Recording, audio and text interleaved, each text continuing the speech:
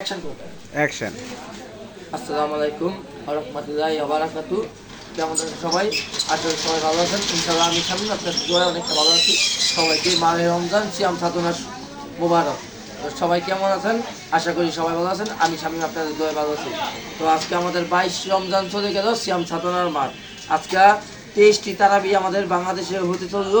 তো তারাবি একবারে শেষ পর্যন্ত তারাবি পড়ে এখন আসলাম আপনাদের কাছে কিন্তু কথা বলতে। তো এই শেষ মুহূর্তে মাহে রমজানের নাজায়েতের মাস, রহমত বরকত নাজায়েত শেষ মুহূর্তের মাস চলতেছে। তো ভাই এই মাসটা অনেক একটা আমাদের এবাদতের মাস। এই মাসটায় আমরা সারা বছর যা গুনাহ করছি পাপ করছি আমাদের তওবা করার মাস, এবাদতের মাস, আল্লাহর কাছে ক্ষমা চাওয়ার মাস।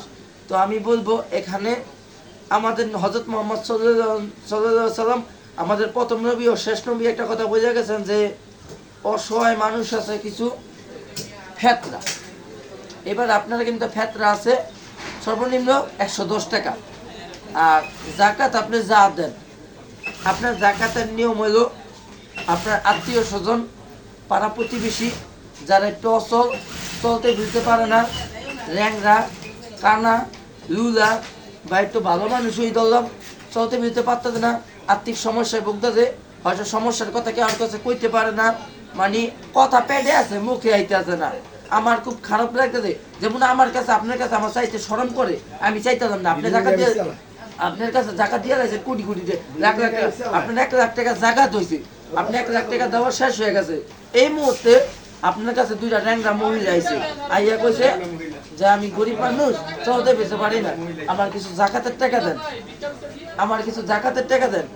অনেক তুই ব্যক্তিটা বলছে যে খাওয়ান যে আমি যেই বাজেট করছিলাম জাকাতের টাকা আমার দেওয়া হয়ে গেছে, আমি এখন দিতে পারবো না।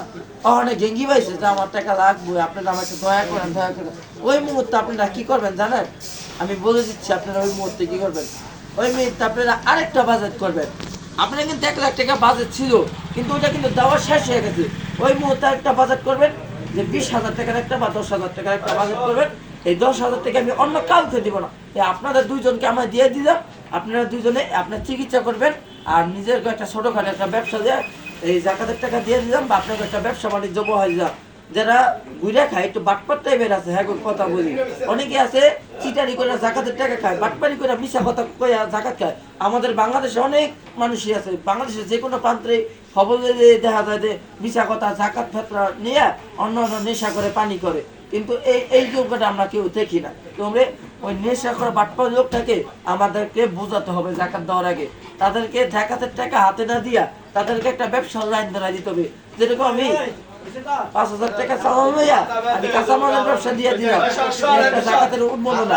আপনারা বাটপার লোকের জন্য একটা টাকা হাতে না দিয়া যে কোনো একটা ব্যবসা ধরাই দিবেন, তখন একটা কাজে জায়গায় দিবেন, ওই দিব বাটপার লোকের লেখা। আর অসহজ যে মানুষ আছেন সেটি আপনার একটু যে জায়গায় 300 দান করবেন এই জায়গায় 1,000 টাকা দিয়ে দিবেন। তো এই বলে আমি আমার বক্তব্য শেষ করছি।